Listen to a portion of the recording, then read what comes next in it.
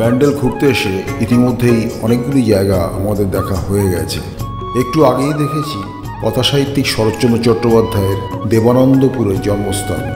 এবার চলেছি কাছেই রাজহাটের গায়ত্রী আশ্রম দেখতে। দেবানন্দপুর থেকে বেরিয়ে ব্যান্ডেল পোলবা রোড, এই রাস্তার ঠিক ওপারেই একটা সংকীর্ণ রাস্তা চলে গেছে গায়ত্রী আশ্রমের দিকে। টোটোতে আমাদের সময় লেগেছে 10 মিনিটের মতো।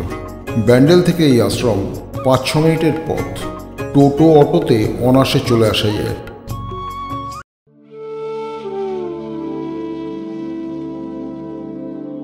চলে এসেছি গায়ত্রী আশ্রমের মূল গেটের সামনে। হরিদ্বারের শান্তিকুঞ্জে যোগমাতা গায়ত্রী দেবীর যে আশ্রম রয়েছে এটি তার শাখা। হরিদ্বারের দিব্য যোগা ট্রাস্ট এই আশ্রমের দেখাশোনার দায়িত্বে রয়েছেন। এটি শুরু করেছিলেন শ্রী রাম শর্মা আচার্য। চলুন ভিতরে যাওয়া যাক। বাঁদিকে রয়েছে আশ্রমের অফিস। এখানে রয়েছে বই বিক্রির ব্যবস্থা। ঠিক এরপরেই গোলাপি রঙের একটি দোতলা বাড়ি। এখানে যারা দর্শনার্থী ভক্ত আসেন তাদের থাকার ব্যবস্থা রয়েছে এই বাড়িতে। বাতানুকূল বা সাধারণ দু রকমের ঘরই রয়েছে, তবে এখানে থাকতে গেলে ভাড়া লাগবে। এই বাড়িটির একতলায় স্থানীয় মানুষজনের জন্য ফ্রি মেডিকেল ট্রিটমেন্টের ব্যবস্থা রয়েছে। এখানে ফ্রিতে চোখ দেখার ব্যবস্থা রয়েছে আর চশমা দেওয়ারও ব্যবস্থা রয়েছে। এবার চলুন ডান দিকে গায়ত্রী দেবী মন্দিরের দিকে।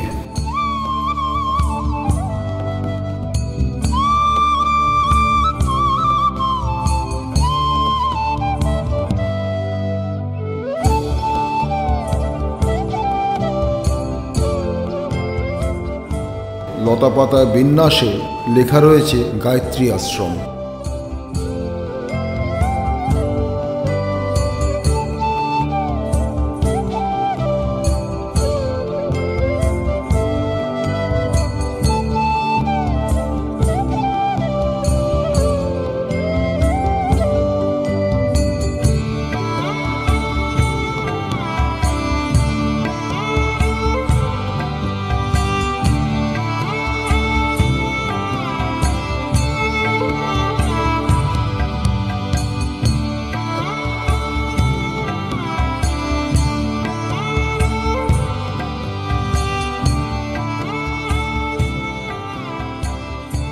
বেশ বড় মন্দির, একতলা, তবে খোলামেলা।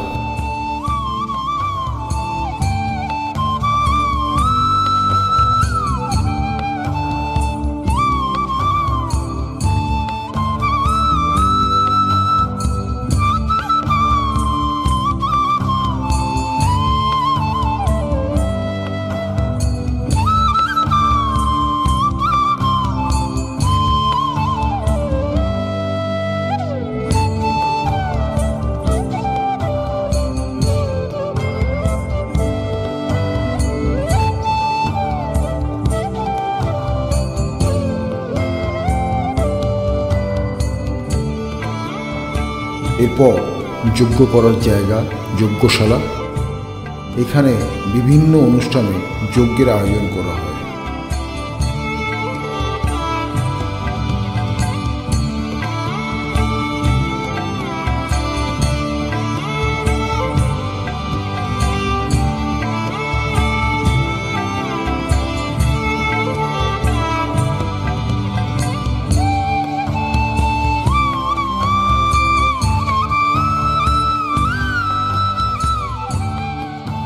এরপর রয়েছে মহাকাল মন্দির। শিব ঠাকুরের বিশাল মহাকাল মূর্তি রয়েছে, আর রয়েছেন নন্দী মহারাজ।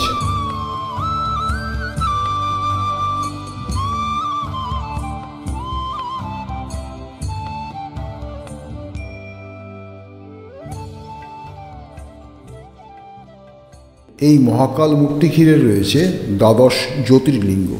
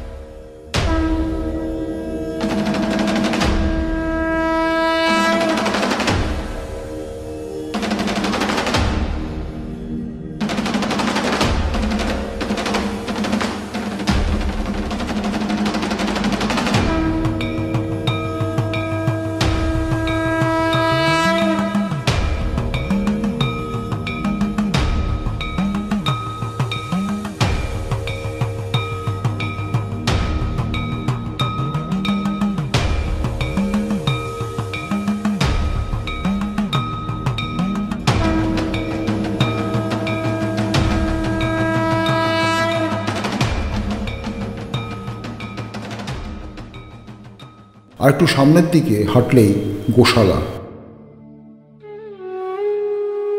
প্রচুর সবল হৃষ্টপুষ্ট গরু রয়েছে এখানে। আশ্রমিকদের দুধের যোগান ছাড়াও ঘিয়ের উৎপাদন এবং ঘি বিক্রির ব্যবস্থা রয়েছে এখানে। এরপর রয়েছে বিশাল ক্ষেত। এখানে তৈরি বিভিন্ন ধরনের তরিতরকারি থেকে আশ্রমের আবাসিকদের প্রয়োজন মেটানো হয়।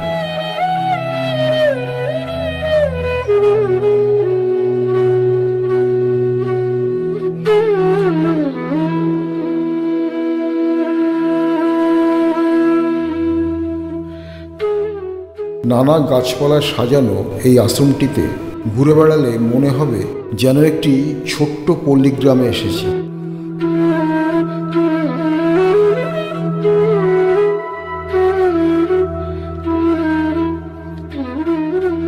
ডান দিকটায় রয়েছে একটি কালী মন্দির আর ধান রাখার ঘর, আর একটি ছোট্ট দুর্গা মন্দির।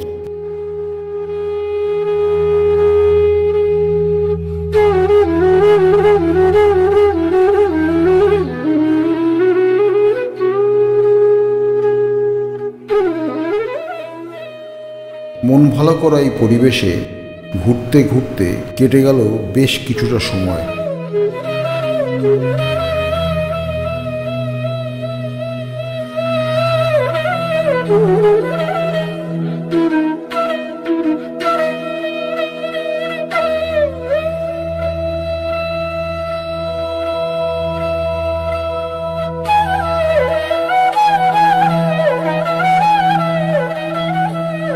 টোটো চালক রোহিত জানালো এখানে নাকি বিবাহ বা অন্যান্য অনুষ্ঠান সম্পন্ন করা হয়ে থাকে।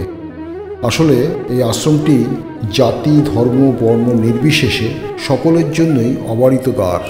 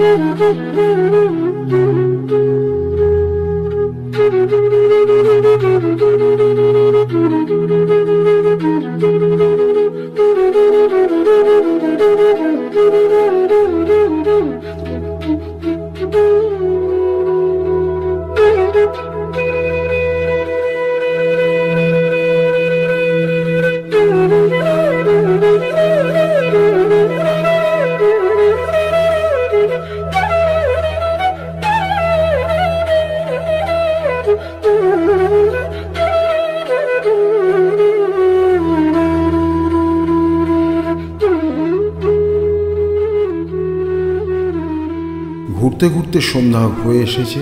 সন্ধ্যা 6:30টায় এই আশ্রমের দরজা বন্ধ হয়ে যাবে, তাই বেরিয়ে পড়লাম পাশেই লাহিড়ি বাবার আশ্রমের উদ্দেশ্যে। টোটোতে 5 মিনিট লাগলো।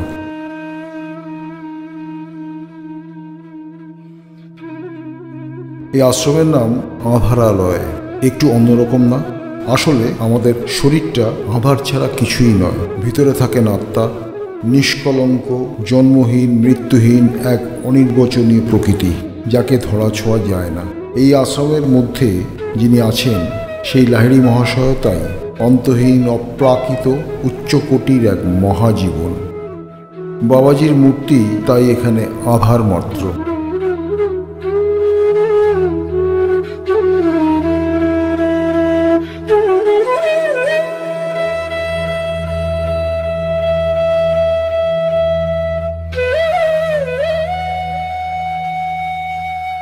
সন্ধ্যার অন্ধকার এখন ঘন হয়ে এসেছে।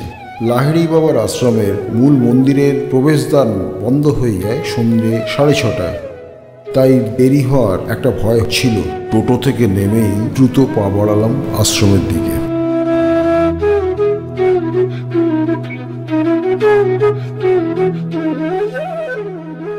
ব্যাসদেব এবং 4 বেদের মূর্তি অসাধারণ।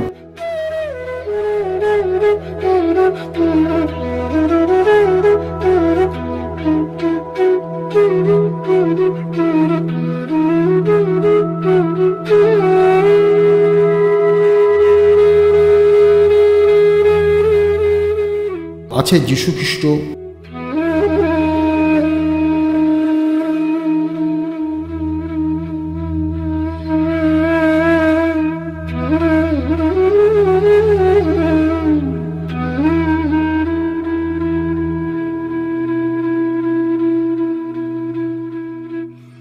সুন্দর আলপনা করা পথ শেষ হয়েছে মূল মন্দিরের দুয়ারে।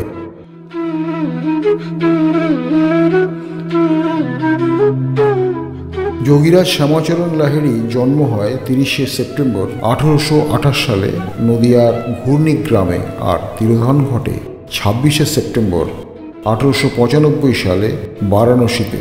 মা ছিলেন মুক্তেশ্বরী দেবী এবং বাবা ছিলেন গৌরমোহন লাহিড়ী। ভারত সরকারের সার্ভেয়ার শাখায় কাজ করার সময় তিনি একবার হিমালয়ের রানীক্ষেতে যান। সেখানে তার সাথে দেখা হয় মহাসাধক মহা অবতার বাবাজি মহারাজের। বাবাজি মহারাজ তাকে নিয়ে গেলেন পাহাড়ের একটি গুহায়। সেখানে একটি আসন ও কুমণ্ডল ছাড়া আর কিছুই ছিল না।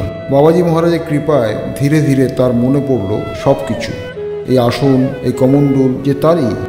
সাধনার উচ্চস্তরে থাকার সময় একসময় তার দেহ পাত হয়ে যায়। তাই পরবর্তী জন্মে সেই সাধনার পূর্ণতার জন্য শ্যামাচরণ আবার এসে উপস্থিত হয়েছেন তার ছেড়ে যাওয়া সেই জায়গায়। আর গুরু বাবাজি মহারাজ প্রিয় শিষ্যের জন্য অপেক্ষা ছিলেন এতকাল। পরবর্তী সময়ে শ্যামাচরণ গুরুর তত্ত্বাবধানে ক্রিয়াজও সিদ্ধ হন। এই মহাবতার বাবাজি মহারাজের কথা জানা যায় পণ্ডিত কপিরাত কবিরাজ মহাশয়ের জ্ঞানগঞ্জ সম্পর্কে লেখায়। দুয়ারের দুপাশে 2টি মন্দির। ডান দিকে রয়েছে রাম লক্ষ্মণ সীতা এবং হনুমানের মন্দির, আর বাঁ দিকে রয়েছে দেবী চণ্ডিকা, কালী এবং কৃষ্ণের মন্দির, আর মাঝখানে রয়েছে গরুধ্বজ।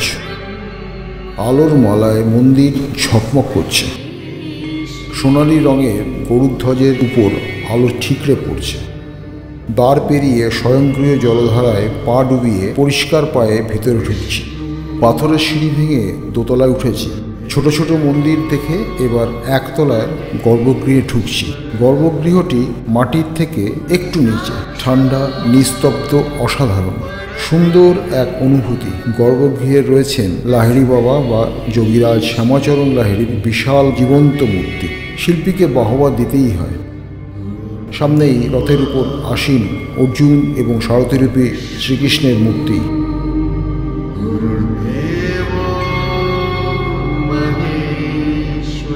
এই আশ্রমে দেখার এত জিনিস রয়েছে, তাড়াতাড়ি দেখে শেষ হবে না।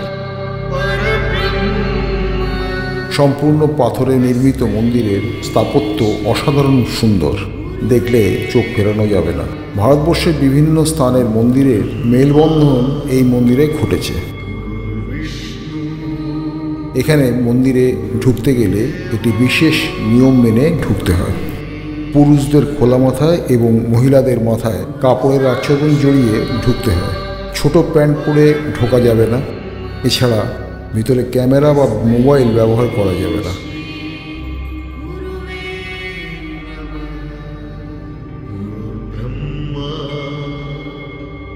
একটা পুকুরের উপর দিয়ে কংক্রিটের পথ চলে গেছে মন্দিরের দিকে।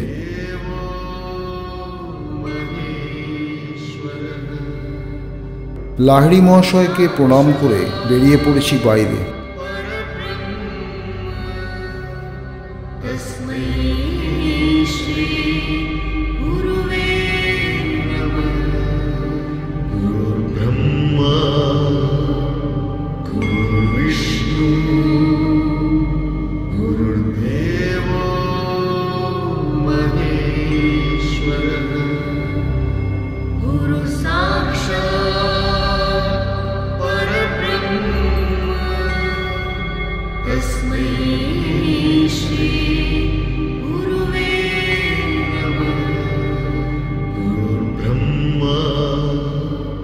এরপর একটু এগোলেই বিষ্ণু মূর্তি। ভাস্কর্যের মান এতটাই ভালো, সহজে চোখ সরবে না।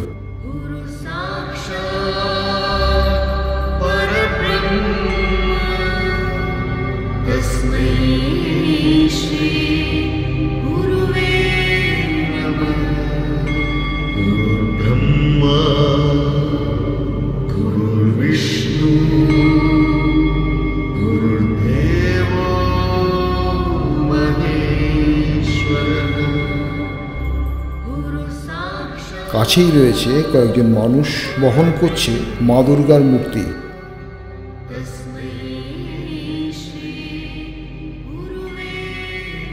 দেবী জগদ্ধাত্রীর মূর্তি।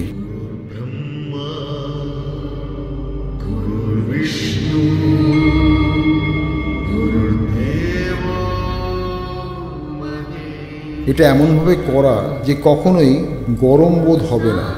বাচ্চাদের খেলাধুলোর আয়োজনও রাখা হয়েছে। আর আছে অজস্র ফুল গাছ, পাখি, হাঁস, ময়ূর, গোলাপের বাগান দেখলে চোখ জুড়িয়ে যাবে। এখানে থাকা এবং খাওয়ার সুব্যবস্থাও রয়েছে, তবে আশ্রমের কর্তৃপক্ষের নিয়ম অনুসারে। এখানে দুপুরের প্রসাদ পেতে গেলে 10:30টার মধ্যে নাম লেখাতে হয়, আর প্রসাদ খাওয়ার পর নিজের খাবার পাত্র নিজেকেই ধুতে হয়। মূল তোরণের ডান দিকে একটা সাঁকো পার হয়ে শিব ঠাকুরের ঘর। ধীরে ধীরে রাত বাড়ছে, আমাদেরও এবার চলে যেতে হবে। তাই যাওয়ার আগে একটা কথা বলি, হুগলির এই ব্যান্ডেলের কাছে লাহিড়ী বাবার আশ্রমে ও গায়ত্রী আশ্রমে একবার অবশ্যই আসবেন। দেখবেন শরীর মন প্রভাবিত হবে। যদি আমাদের চ্যানেলের কাজ আপনাদের ভালো লাগে তবে চ্যানেলটিকে সাবস্ক্রাইব করবেন, লাইক ও শেয়ার করবেন।